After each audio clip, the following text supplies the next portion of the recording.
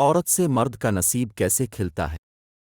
حضرت انس رضی اللہ تعالی حضور اقدس کا فرمان نقل کرتے ہیں، اپنے فرمایا جس شخص کو اللہ نے ایک نیک عورت کی توفیق عطا فرما دی تو بے شک اللہ نے اس کے نصف ایمان مکمل ہونے میں مدد فرما دی، اور باقی نصف میں اس کو اللہ سے ڈرتے رہنا چاہیے۔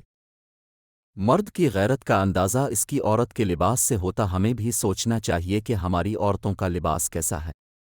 اللہ تعالیٰ نے دنیا میں سب سے پہلے جو رشتہ بنایا وہ تھا میاں بیوی کا، اور پھر سارے رشتے بعد میں، اور پھر یہ رشتہ تو ہے ہی ایسا، کتنی بھی دھوپ چھاؤں آئے اس رشتے میں ایک دوسرے کے بغیر گزارا بھی نہیں۔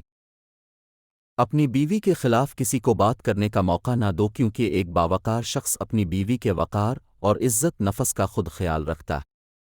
بیوی کی آنکھ میں بھی آنسو نہ آنے دیں، کیونکہ بیوی روتی ہے تو شوہر کی جیب سے برکت اڑ جاتی ہے۔ ایک ایک آنسو مہنگا پڑتا ہے اور پھر شوہر بھی رونے والا ہو جاتا ہے۔